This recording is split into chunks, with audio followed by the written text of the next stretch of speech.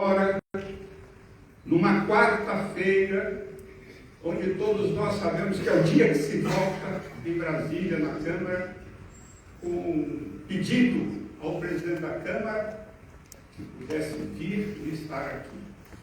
Você não imagina a felicidade e a alegria que você me proporciona. Eu tive com você os meus melhores dias.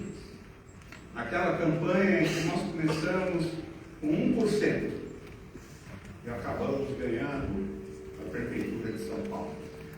Quando você começou a falar, você saudou a doutora Vanzolini como a primeira mulher a presidir a Ordem dos Advogados. Pois eu quero saudá-la, porque você foi a primeira mulher a dirigir o povo de São Paulo.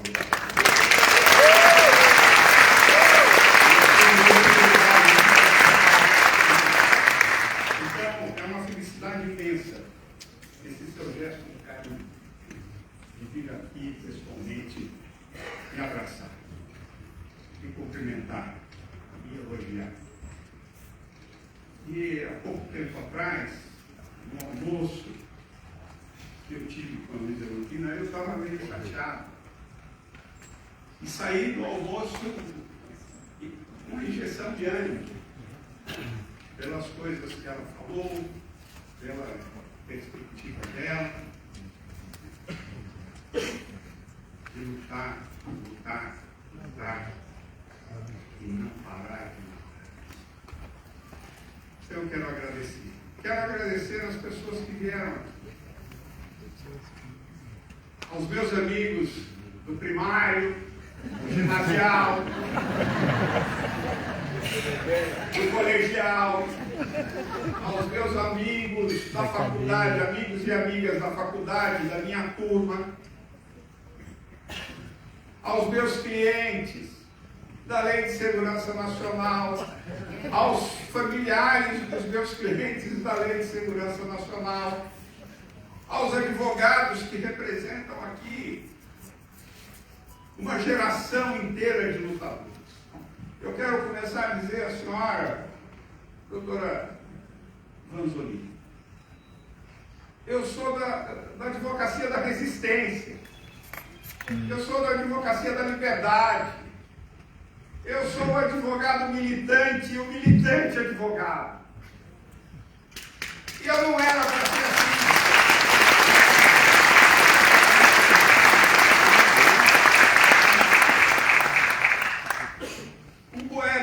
Um escritor espanhol, Ortega y Gasset, tem um verso que diz: o homem é o homem e as suas circunstâncias.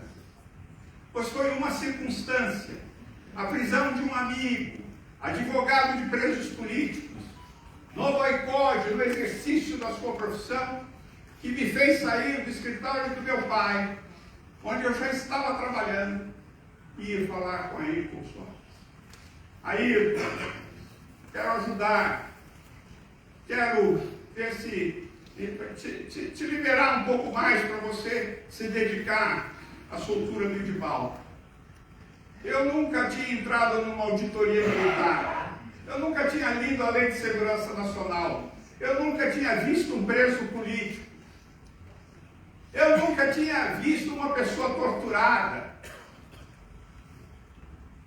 Eu me lembro como se fosse hoje a primeira vez que eu fui ao pavilhão 5 da casa de detenção.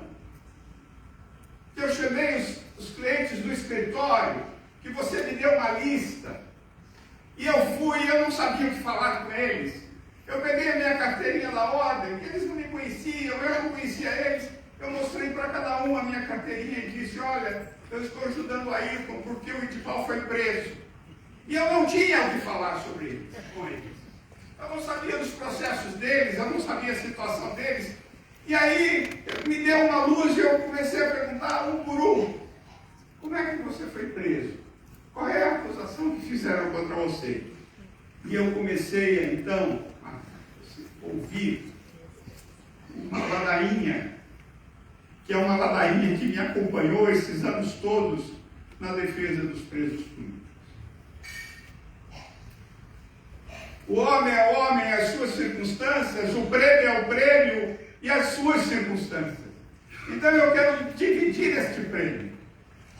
Quero dividir esses prêmios com os advogados, que éramos poucos. Que aqui em São Paulo dava para se contar nas duas mãos. O nosso escritório, Ayrton Soares e Tibão Piveta. O Ayrton, que veio aqui falar, é uma pessoa extremamente generosa. Foi ele que me ensinou muitas coisas. Eu aprendi muitas coisas no Largo de São Francisco. E eu achava que eu, com o meu anel de doutor, o meu diploma enrolado, eu ia absolver os inocentes e condenar os culpados. E foi um ledo engano quando eu vi os presos políticos. Quando eu vi as torturas dos presos políticos. Eu sou dessa geração, que é a geração da resistência. Ayrton Soares, Itibal Piveta, Márcia Ramos de Souza, que está aqui comigo, Estela Bruna Santo, que está aqui comigo, que eram do nosso escritório. Depois tinha aqui a Maria Regina Pasquale, o Belisário dos Santos Júnior, que alguém disse que estava aqui, eu não vi, está ali, meu companheiro de faculdade, Rosa Maria Cardoso da Cunha, o escritório do José Carlos Dias, José Roberto Leal de Carvalho, Maria Luísa Flores da Cunha Berrembach, que acho que está aqui, veio me dar um abraço antes, está aqui. Iberê Bandeiro de Melo, Thales Castelo Branco, Hélio Navarro.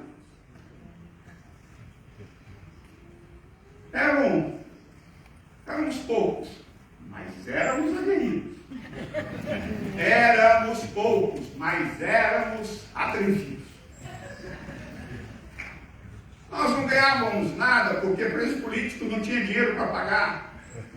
Então a nossa vitória era a nossa honra profissional, a nossa honra moral, a ideia de impor a derrota à ditadura.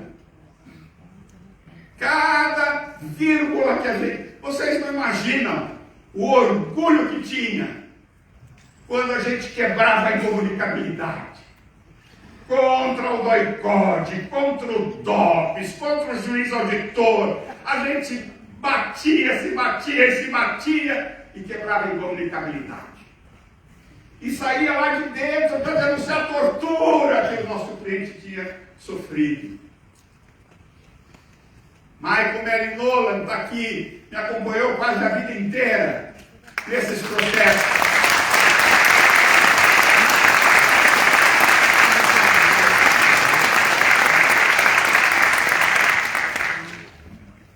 A primeira vez que eu vi um cliente meu torturado,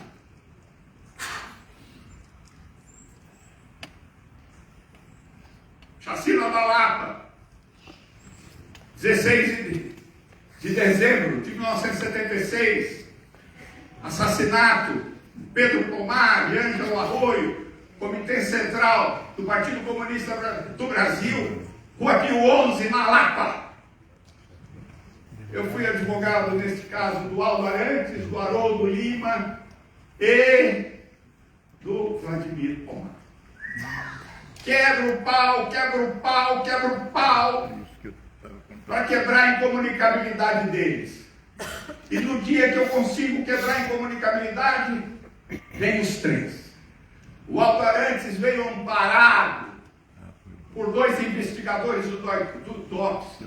Ele não conseguia andar, ele não conseguia sentar. Ele escorregou no sofá do quarto andar, Ayrton, e ficava de lado.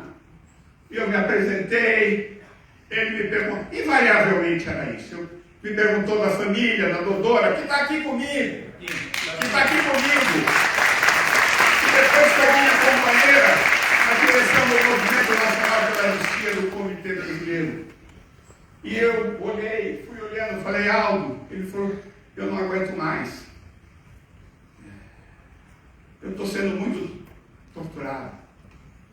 e ele me mostrou as marcas de cigarros apagados pelos torturadores no seu corpo. Eu contei 17. Isso foi em dezembro, janeiro de 1977. Ele foi ouvido na justiça em abril de 77. Terminou seu interrogatório, ele abriu a camisa e as marcas continuavam lá, embora cicatrizadas. Vladimir Pomar, nesse mesmo dia, nessa mesma hora, ele senta comigo e pergunta da Raquel. A Raquel Pomar, que está aqui comigo nesse instante.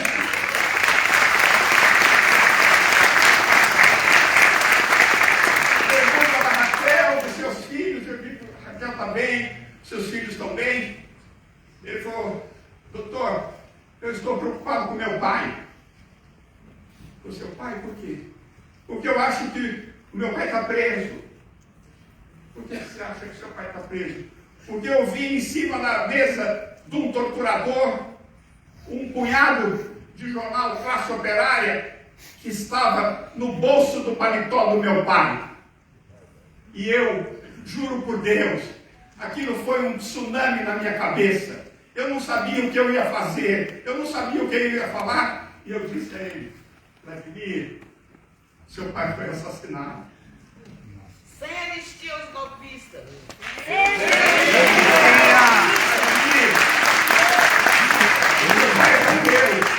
E eu expliquei para ele, dei a notícia da morte do pai e do Ângelo Arruda.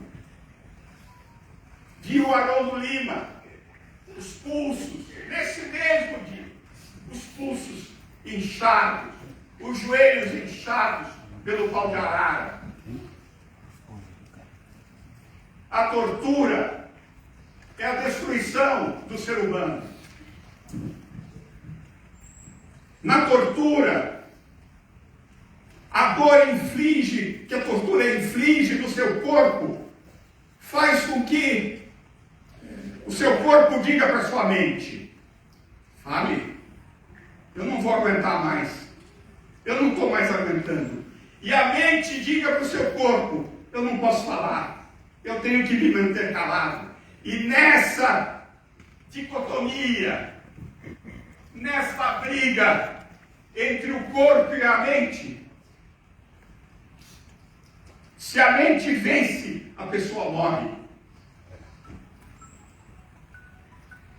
Eu sou dessa geração, esse prêmio que eu estou recebendo, eu tenho muito orgulho, fiquei muito feliz, mas eu não vou dizer que nós estamos no país da Alice com as maravilhas. Não. Não foi para isso que os presos políticos votaram.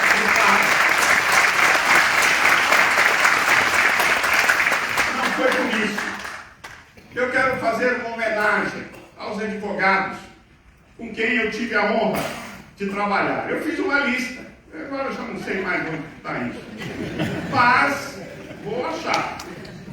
Edival Pivet, Ayrton Soares, Paulo Gerardo, Miguel Altrovan Duarte, Márcia Ramos de Souza, Estela Bruna Santo e Michael Mary Novo. José Carlos Dias, Arnaldo Malheiros Filho, José Roberto Leal de Carvalho, Maria Luísa Flores da Cunha Bierrimbato, Belisário dos Santos Júnior, Maria Regina Pasquale, Rosa Maria Cardoso da Cunha, Virgílio Egídio Lopes Enei, Iberê Bandeira de Melo, Mário de Passos Simas, Maria Tereza de Assis Moura, presidente até anteontem do STJ, Antônio Funari Filho, que está aqui conosco, Aldo Lins e Silva, Thales Castelo Branco e Raimundo Pascoal Barbosa. Isto aqui de São Paulo, no Rio de Janeiro, Eni Raimundo Moreira, Heleno Fragoso, Heráclito Sobral Pinto, Nilo Batista, Arthur Lavigne, Antônio Modesto da Silveira, Marcelo Cerqueira, Nélio Machado e Teste Lins e Silva. Em Brasília, Antônio Carlos Sigmaringa Seixas, pai do Luiz Carlos Sigmaringa Seixas. E eu quero agradecer imensamente o meu coração se enche de alegria quando eu vejo neste plenário a Marina Sigmaringa Seixas, esposa do Luiz Carlos Sigmaringa Seixas, advogado nosso. Onde está ela? Que veio de Brasília para estar aqui conosco.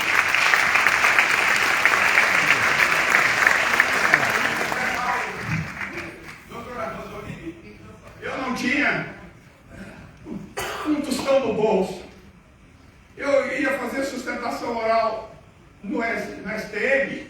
Eu ia no avião da Varig de manhã e tinha que voltar no avião da Varig de noite, porque eu não tinha onde dormir. Um dia eu encontrei numa sustentação oral um rapaz assistindo. Terminou a sustentação oral, o tribunal fechou as portas para decidir e eu fiquei lá fora e esse rapaz veio falar comigo. E deu parabéns pela sua sustentação. Que hotel que você está? Eu falei, eu não estou no hotel, vou para o aeroporto, eu vou levar você. Luiz Carlos Sigmaringa Seixas, um dos meus melhores amigos, me levou para o aeroporto. E Luiz disse para mim, a próxima vez que você vier, me fale que eu venho te buscar e você pode dormir na minha casa. E eu não me esqueço disso. Eu chegava na casa dele, eu comecei a abusar, eu sou abusado. Eu chegava na casa dele, ia no quarto que a mãe dele me reservava, em cima da cama, uma toalha, uma pasta de dente Colinos, uma escova de dentes e um pente. Tudo novo. Eu abria a caixinha, tomava banho, estava bem. Dormia, era bem tratado. No dia seguinte, levantava, estudava o processo, ia fazer o julgamento, depois o SIG me levava para o aeroporto. Depois disso, avançamos para que o nosso escritório fosse representado em Brasília pelo escritório do Sigmaringa Seixas. Somos irmãos. Que falta faz o Sigmaringa? Que falta faz o Sigmaringa entre nós? Pessoa cordata, pessoa corajosa, pessoa habilidosa na articulação. O grupo Prerrogativas, esse famoso grupo Prerrogativas, que muitos de nós participamos, tem na imagem do Sigmaringa o seu patrono. E acho que é uma justa homenagem a ele. Muito bem.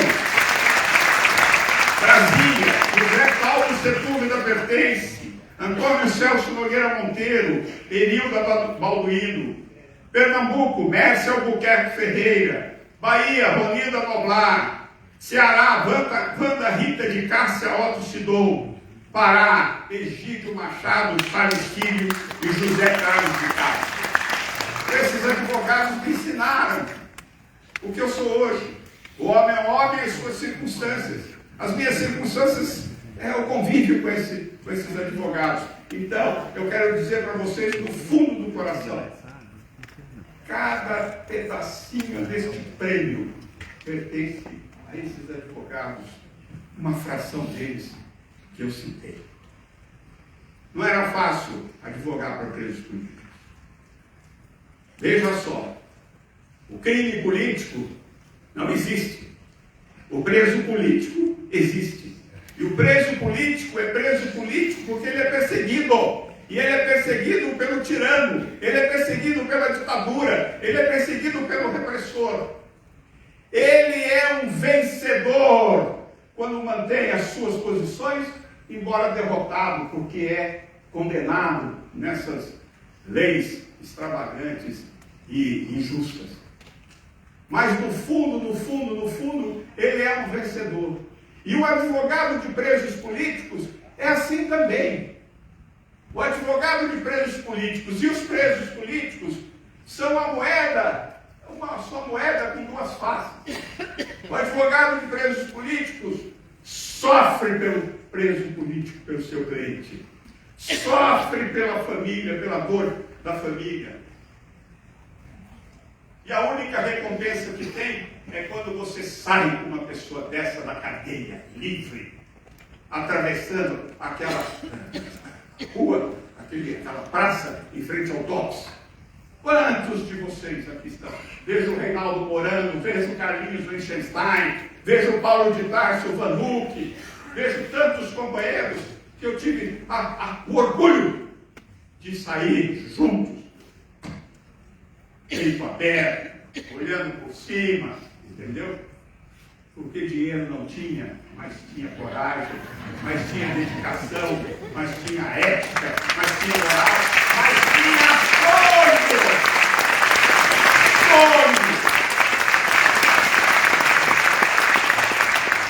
Cada vitória pequenininha que fosse, presidente Leonardo, cada vitória pequenininha que fosse, era uma vitória.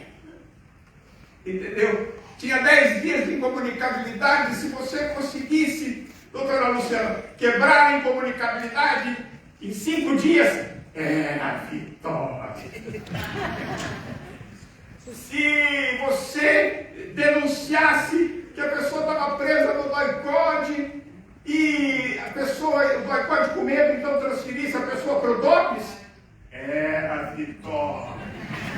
Entendeu? Então a gente ia de vitória em vitória, pequenininha, grande. Quando se absolvia da justiça militar, você descia aquelas escadas da Brigadeiro Luiz Antônio, onde os presos chegavam de brucutu. Os presos políticos chegavam de brucutu. A Brigadeiro Luiz Antônio era fechada. Até que o pessoal descia algemado e subia correndo para dentro da auditoria. Quando um preso, cliente nosso, falava sobre as suas, respondia as perguntas do auditor, e depois o auditor dizia, no final, tem mais alguma coisa para falar? Tenho sim. E aí começava a desfiar o rosário das torturas. Fui preso no dia tal, assim, fui torturado, levei choque elétrico, a minha filha isso, o meu, assim. Eu sou dessa advocacia da teologia das brechas. Nós usávamos a teologia das brechas, muitas vezes dolorosamente, como foi o caso do Vladimir Pomar. Um outro, em junho de 1975, diversos policiais militares foram acusados de pertencerem ao Partido Comunista e foram presos. Mandados embora e não sei das coisas. Nós quebramos a incomunicabilidade e eles ficaram aqui no golpe. E eu fiquei com ele até meio-dia. E depois eu ia sair de férias. E a Márcia Ramos de Souza, que está aqui, ia ficar no escritório cobrindo essas minhas férias. Às 3 da tarde, a polícia informa que ele tinha se suicidado no doicode. Foi o primeiro enforcado, José Ferreira de Almeida. E a Márcia Ramos de Souza, que está aqui, recebeu a notícia no nosso escritório e a mulher dele estava, por coincidência, na sala de espera para saber como tinha sido a conversa que eu tinha tido com ele à parte da manhã. E a Márcia, então, é obrigada a dizer para ela: o Greenhalgh esteve com seu marido de manhã. Estava tudo bem. Quando o Greenhalgh saiu de lá, o doicode devolveu eles para o doicode. E ele se suicidou. E eu, então, depois dele foi o Vladimir Herzog, em outubro, e depois foi o Manuel Fiel Filho, em janeiro de 1976. O tempo foi passando, eu vou terminar. O tempo foi passando, nós começamos a lutar pela anistia ampla, geral e restrita. Aqui diversos dirigentes do CBA. Nós fomos multiplicando os CBAs no Brasil. Nós fomos enfrentando a ditadura. Doutora Presidente, que não ia ter anistia, que no máximo ia ter um perdão para quem pedisse, e que não, e assim mesmo selecionado. A gente falava anistia ampla, geral e restrita. E depois fomos avançando, fomos fazendo atos públicos, recuperamos a Praça da Sé aqui em São Paulo, para os atos públicos. Ficou tão famoso que a gente ia segunda, quarta, sexta. Não tinha hora, a gente ia na Praça da Sé e lotava a Praça da Sé, gritando anistia ampla, geral e restrita. Nós conhecemos São Bernardo quando fomos lá falar com o Lula e a diretoria sobre anistia. Está aqui o Djalma Bom. Esse negócio de anistia é coisa de estudante. Não é uma coisa de estudante, é coisa de estudante. Nós aqui no Sindicato de São Bernardo, nós estamos interessados na anistia do estômago da classe operária. E a gente falou para ele, seu Lula, nós também, do comitê, os presos políticos, os exilados, os socialistas, os revolucionários, os comunistas, de certa forma também, no seu afã de chegar a esses estados, a diretoria, o Lula, a família dele, não entendia nada. Mas a vida ensina. Pouco tempo depois eu recebo um telefonema do Lula. Doutor, o senhor viu o que aconteceu conosco? Eu falei, não, a ditadura fez a intervenção no nosso sindicato, o Murilo Macedo interveio no sindicato, nomeou uma junta governativa e nós estamos fora do sindicato e nós agora somos presos. Nós vamos fazer uma greve, nós vamos até o fim na greve, nós vamos ser presos, nós vamos ser processados na Lei de Segurança Nacional. E eu voltei com umas 250 folhas de procuração adjudice e assinadas pelas pessoas. 1979, a Filhokines tinha mais de 100 mil pessoas. E todos os trabalhadores gritavam: anistia ampla, geral e muito bem.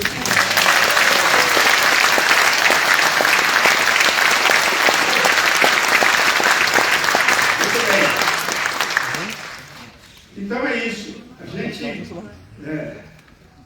vai andando na vida. Eu fiquei pensando por que eu recebi esse prêmio. Primeiro, porque eu achei uma boa ideia. Segundo, eu achei que eu podia merecer em algum momento. Terceiro, porque eu era advogado e fui advogado de presos políticos. Foram os presos políticos, os anistiados, foram os exilados, foram os familiares dos desaparecidos, foram os familiares de mortos, nesta luta para encontrar os corpos, para punir os executores que me fizeram chegar até aqui, a este prêmio. E eu fico muito honrado, porque este prêmio tem um mártir nominal, Franz de Castro Rosa, uma pessoa que se ofereceu para ser intermediário e liberar alguns reféns feitos por prisioneiros. Padre Júlio Lancelotti e o Ariel de Castro Neves, que está aqui também, muitas vezes, algumas vezes, fomos chamados para sermos intermediários na FEBEM, de negociações nessas crises.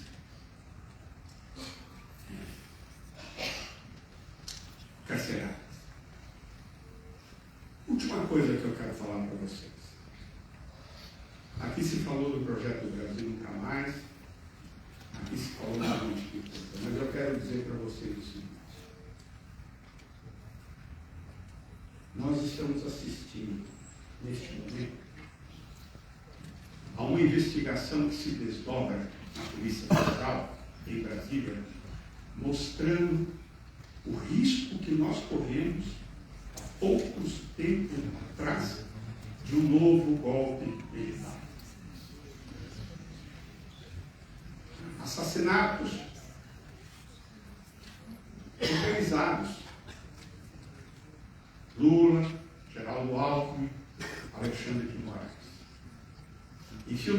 de um policial federal do grupo dos golpistas na segurança do Lula. Seus diálogos terminavam com seu superior nessa organização criminosa, dizendo: estou aqui a postos, ordene.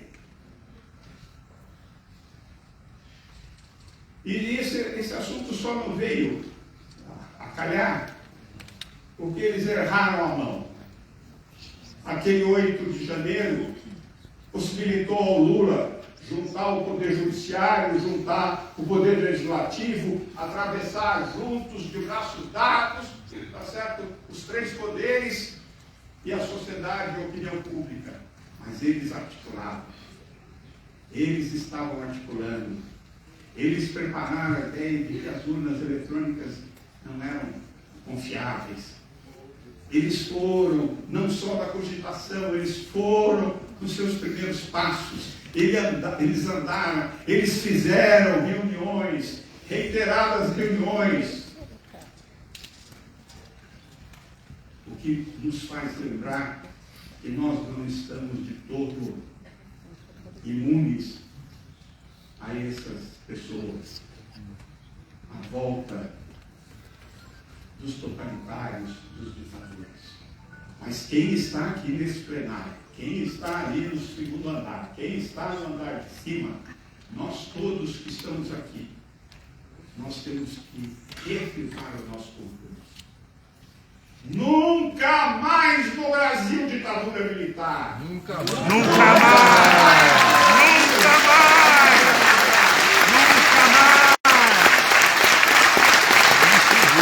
Nunca mais vários institucionais. Nunca mais folgará. Nunca mais folgará. Nunca mais choque elétrico. Nunca mais! Não passarão. Porque nós estamos aqui. Nós estamos aqui. Não passarão. Não passarão!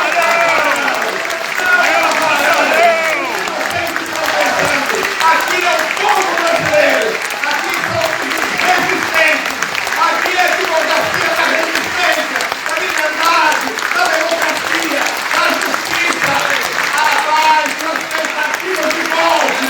Abaixa a golpista! Viva o povo brasileiro! Viva!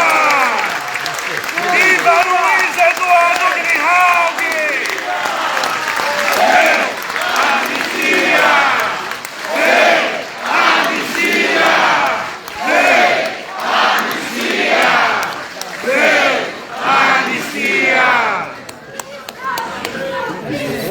Muito obrigada. Viva Luiz Eduardo Grijalg!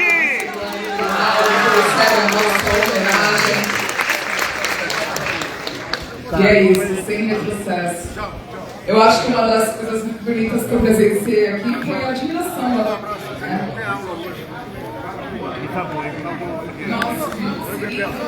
Nosso evento ainda com duas menções honrosas.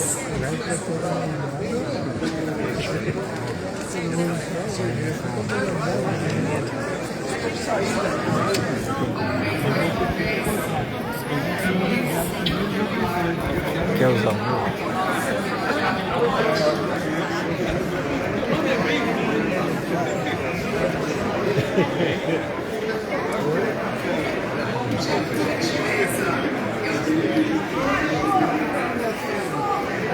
Eu peço por gentileza, nós teremos tempo ainda, mas seguindo o nosso evento, nós temos ainda duas menções honrosas.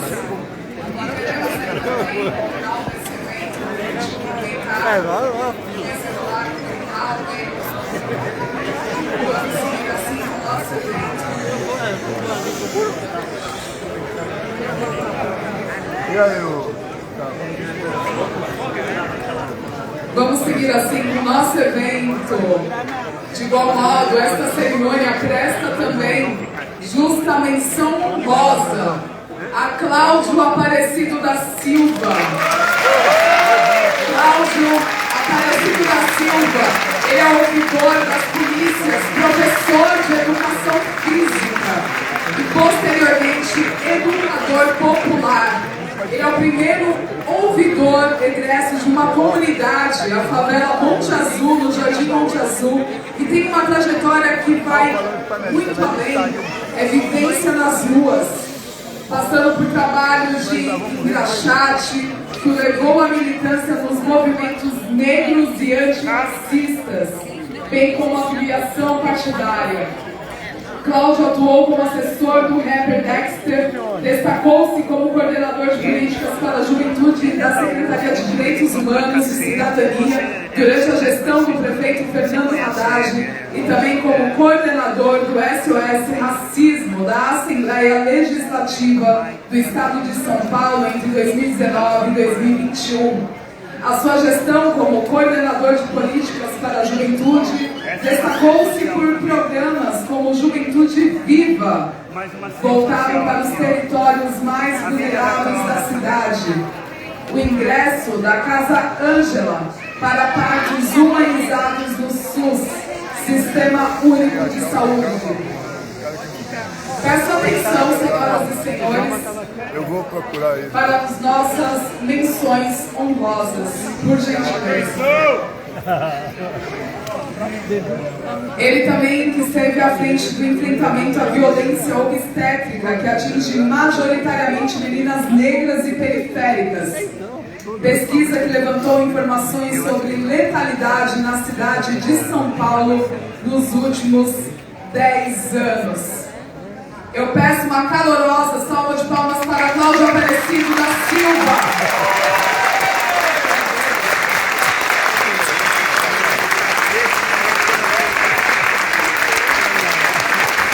E para a entrega da menção honrosa, eu convido a Priscila Aquene para recebê-lo. E também o professor e doutor Ramatiz Jacino para proferir algumas palavras em sua homenagem.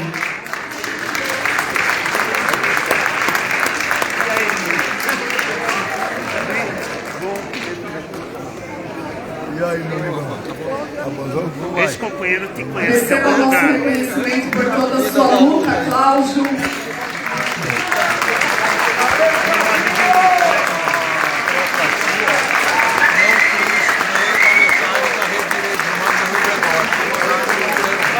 E Cláudio, nesta tribuna está o professor doutor Ramatiz Jacino, que é o seu grande amigo, para proferir também algumas palavras.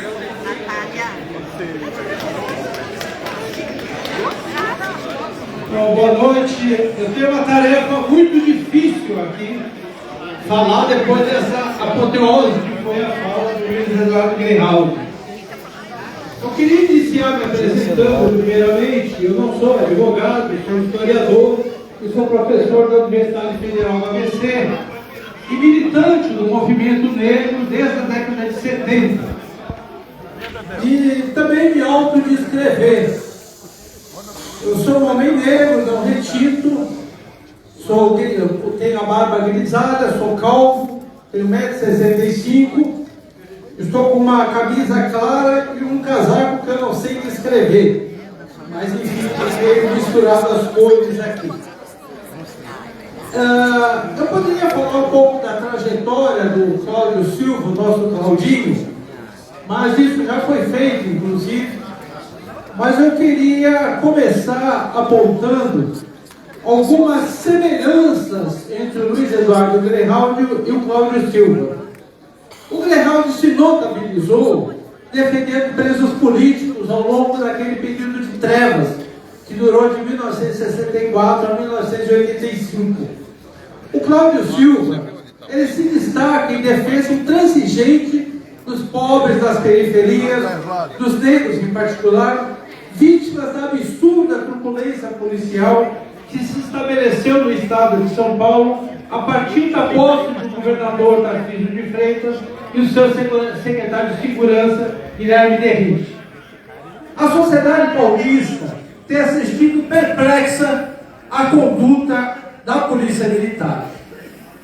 As 84 mortes nas operações Verão e na Operação Escudo, na Baixada Santista, os 11 tiros nas costas de um homem que roubou 3 caixas de sabão em pó, o policial policial que atirou um suspeito da ponte, o absurdo da polícia ir no velório de uma criança de 4 anos, morta pela própria polícia, para fazer provocação e intimidar a família. Esse tipo de agressividade, esse tipo de crueldade, sinceramente, nem o Benjamin Netanyahu, o açougueiro de Gaza, é capaz de fazer. De matar uma criança de 4 anos e depois de tripudiar a sua família. A responsabilidade por essas ações, portanto, não pode ser atribuída unicamente aos policiais. Não é incompetência do governador e seu secretário de segurança. Não se trata apenas de corporativismo e leniência na apuração desses crimes. Trata-se de uma política de morte, uma necropolítica, como bem definiu o filósofo camaronês aqui do Mimbebe. Em todos esses momentos trágicos, lá estava o nosso ouvidor Cláudio Silva, enfrentando os desmandos, apontando a necessidade de punições, denunciando essa política de extermínio da população pobre e preta da periferia. É a ação do ouvidor que tem impedido dessa barbárie comandada pelo governador, que já deixou muito claro que pretende continuar com a matança, pois quando questionado, afirmou: pode ir na ONU, na Liga da Justiça, no raio que o parta, porque eu não estou nem aí. É assim, em nome dos meus alunos, jovens, dos jovens pobres da periferia, que não conseguiram ir para a universidade, dos homens e brancos e negros da periferia, das suas mães, pais, avós e avós, que choram seus filhos assassinados, que trago aqui, em nome do movimento negro, meu agradecimento a Cláudio Silva. E também o meu agradecimento a essa casa, que honra a sua tradição de luta pela democracia, por justiça social. Muito obrigado.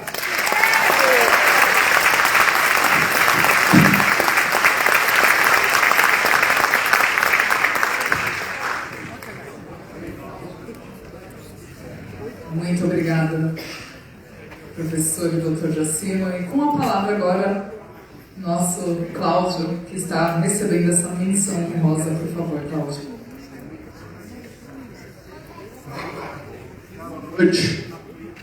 Boa noite, senhoras e senhores. Eu estou muito emocionado. Eu já recebi muitas homenagens depois que fui alçado a cargo de ouvidor da polícia. Eu sou imensamente agradecido à homenagem que eu recebi da Afrobras, Prêmio Zumbi dos Palmares, a homenagem que eu recebi do Sindicato dos Advogados, que reconhece o nosso trabalho, é muito relevante. Mas eu sou um jovem negro da periferia, aliás, hoje eu não sou seu avô já. Sou um homem negro da periferia de São Paulo, que vivi a maior parte da minha infância nas ruas, ora morando na rua, ora engraxando sapato. E desde sempre, e com todos os contatos, eu era um morador de rua bastante curioso, lia bastante. E o que eu aprendi desde a minha infância é que a Ordem dos Advogados do Brasil, doutora Patrícia Vanzolini, é uma instituição que é um pilar fundamental da democracia brasileira. E me honra muito estar nessa noite aqui, recebendo essa menção honrosa, porque todo o trabalho que a gente fez nesses 2 anos, faltam apenas 20 dias para terminar o meu mandato, eu fiz com a força e o apoio da sua gestão à frente da Ordem dos Advogados do Brasil na Seção São Paulo.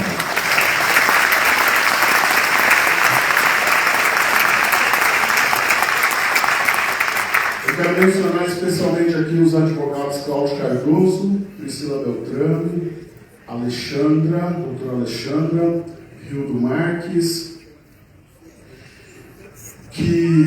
doutor Flávio Campos, que são da Comissão de Direitos Humanos da OAB, estiveram comigo em muitas jornadas dessas que muitas pessoas aqui viram pela televisão, ouvindo as comunidades, dialogando com as comunidades, sentindo a dor daquelas pessoas e o quanto aquelas pessoas que estavam vivendo em territórios que podem ser comparados a territórios em guerra, estavam sofrendo de adoecimento mental, inclusive pelo impacto daquelas operações e ações naqueles territórios mais vulneráveis. Mas eu estou muito honrado de estar aqui na presença do Djalma Bom, da Luiz Erundina, da Dona Ana Cardoso, da minha família, a qual eu agradeço muito, as nossas famílias,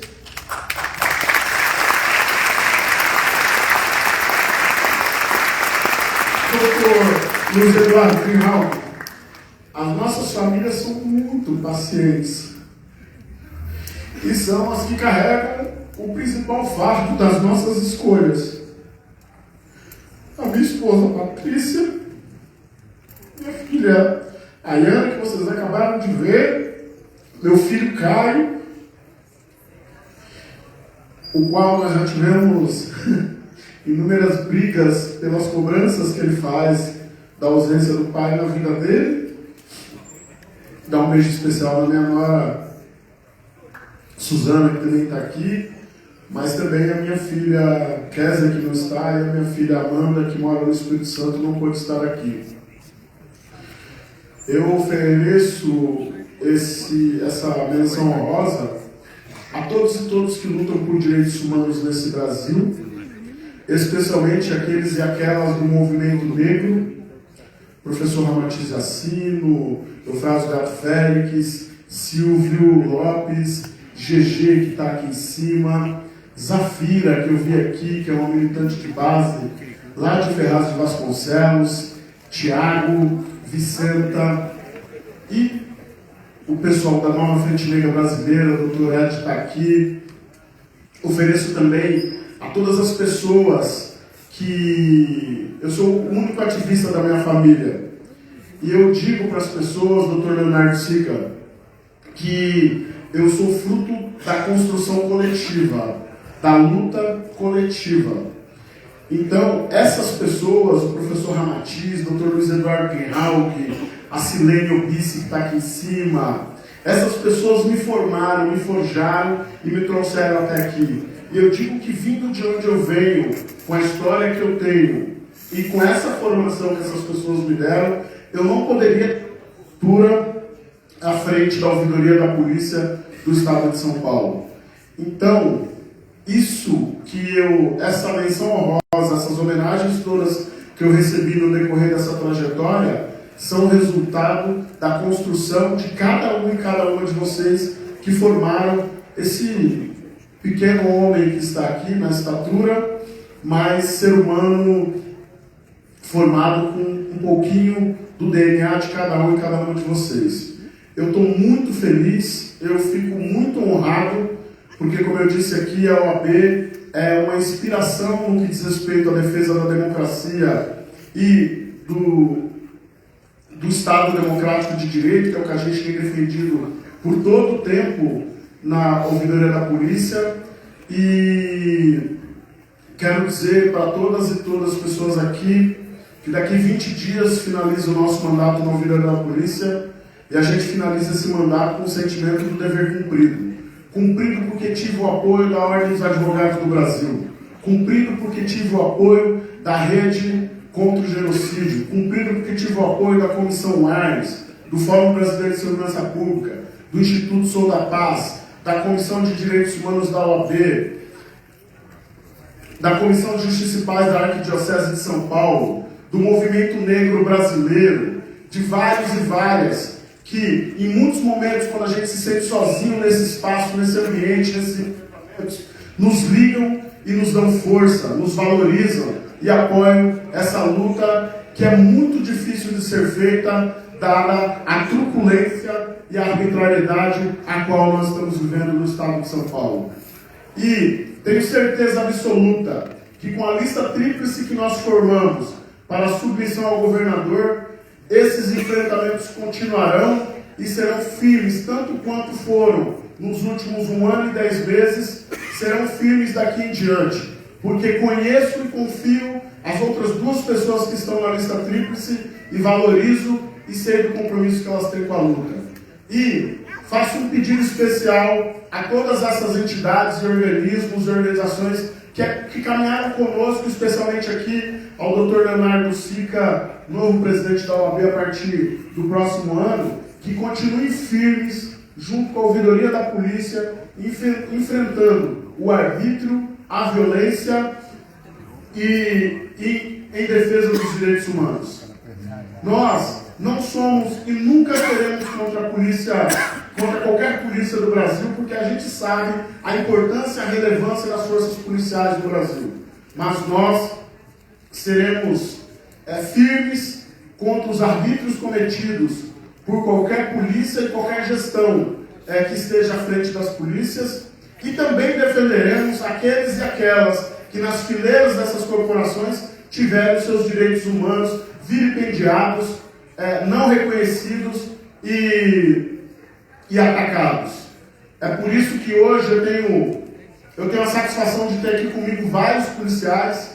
Eu agora há pouco vi o Fábio Nepomuceno, acabei de ver novamente aqui sentado. Estava aqui também o Medina, que é um policial injustiçados. Eu tenho o orgulho de ter feito muitas amizades nas forças policiais, porque a gente defende o equilíbrio da justiça. A ouvidoria, acima de tudo, doutora Patrícia Manzolini, é um órgão de acesso à justiça. E é isso que nós vamos defender e defenderemos pelo resto das nossas vidas. Muito obrigado. Um beijo no coração de cada um e cada uma. Parabéns, doutora Manzolini. Parabéns, doutora Luciana. E vamos juntos em busca da justiça que nós tanto buscamos. Obrigado. Obrigada, Cláudio. Obrigada, obrigada. Parabéns pelo seu excelente trabalho. E continuamos aí no combate contra o genocídio da população negra, que a cada 23 minutos um jovem negro é morto. As balas perdidas sempre nos acham. Prestamos também, seguindo o nosso evento, a menção honrosa para Luciana Ortiz Tavares Costa Zanoni. A Luciana